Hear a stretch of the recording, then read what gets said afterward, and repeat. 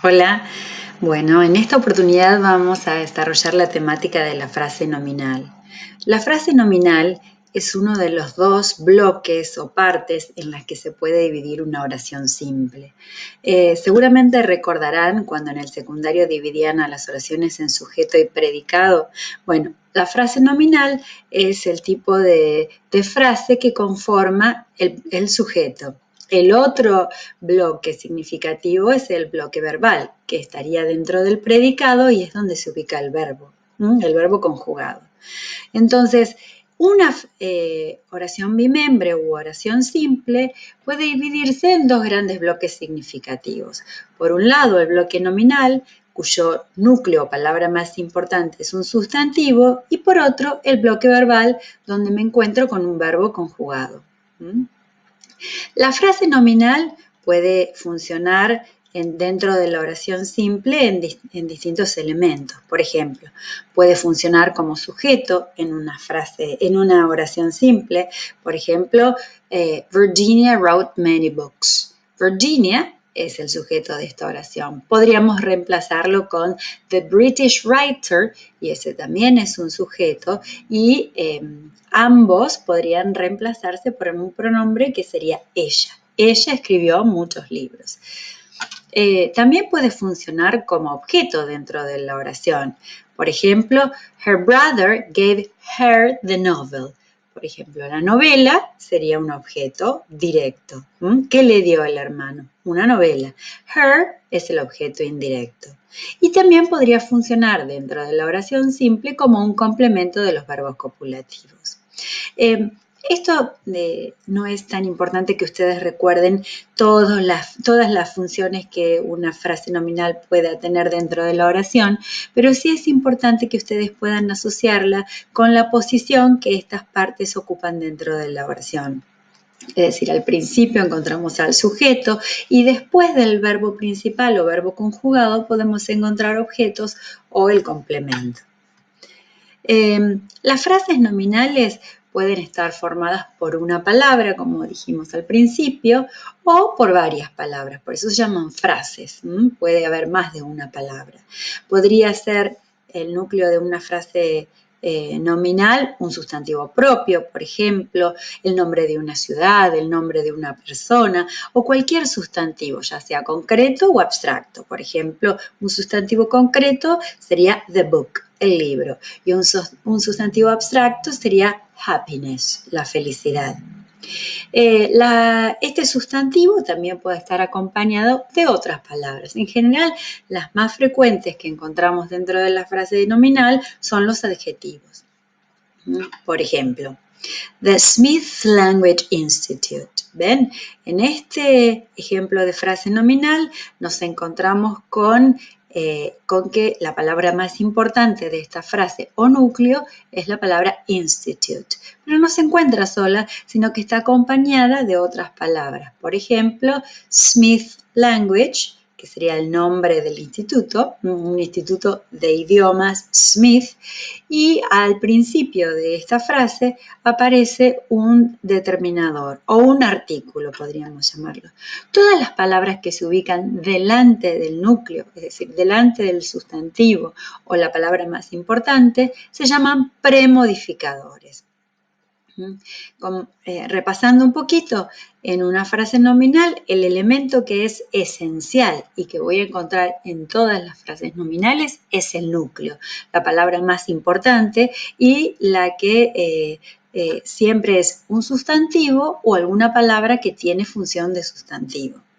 Además de ese núcleo, puedo encontrar otros elementos. Por ejemplo, puedo encontrar un determinador que en general lo asociamos a la presencia de los artículos. The book, por ejemplo, el libro, o podríamos tener un numeral, one book, y ese one, the, a, son palabras que se ubican en una posición de determinador, preceden al núcleo y marcan el inicio de la frase nominal. Luego del determinador es posible que yo encuentre algunos modificadores. En general, este lugar está ocupado por los adjetivos. Pero como vamos a ir viendo, hay algunas otras palabras que también pueden ocupar la función de premodificador. Además del premodificador, en algunas frases puedo encontrar posmodificación, es decir, más información que estaría acompañando al núcleo o palabra central de la frase nominal que se ubica luego del núcleo, a continuación del núcleo. Entonces, dijimos, dentro de la frase nominal tenemos premodificadores, tenemos el premodificador es un elemento opcional, tenemos siempre elemento central o núcleo principal o elemento sin el cual no existiría la frase que es el núcleo, y en algunos casos puedo encontrar posmodificadores o palabras que modifican al núcleo a posteriori.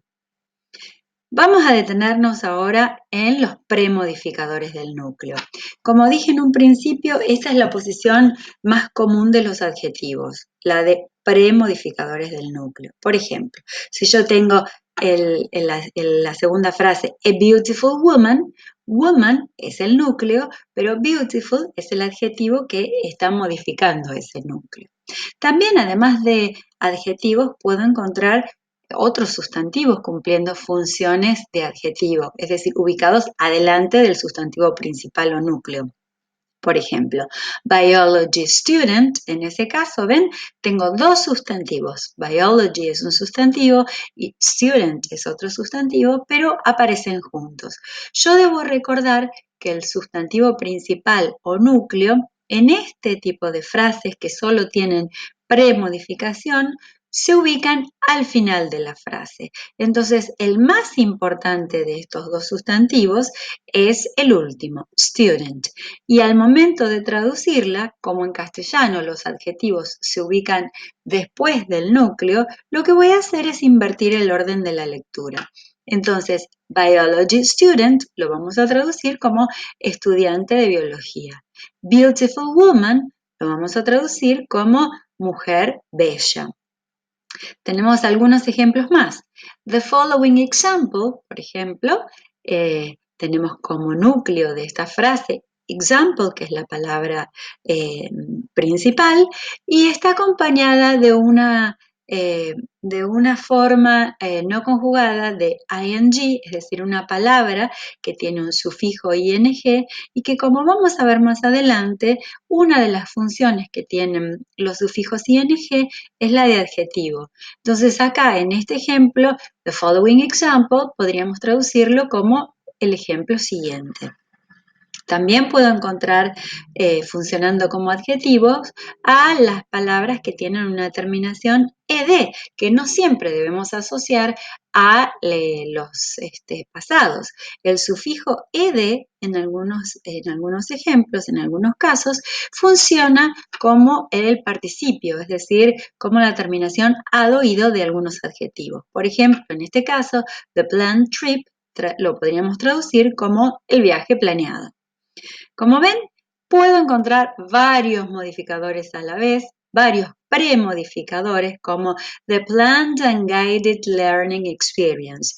Todos estos funcionan como adjetivación o como premodificación del sustantivo experience que se encuentra al final de esa frase y que es el más importante. Entonces, al momento de traducir este tipo de frases, vamos a comenzar por el núcleo, esa palabra la más importante que se ubica al final. Y la traducción sería la experiencia de aprendizaje, learning es aprendizaje en este contexto, guiada y planeada. Como ven, lo que hago en este tipo de frases con premodificación es invertir el orden de la lectura porque, como en castellano los adjetivos se ubican a posteriori del núcleo o sustantivo principal, debo trasladar esta frase en idioma inglés a una con un significado equivalente que se ordena de una manera diferente. Bueno, eso es todo por hoy.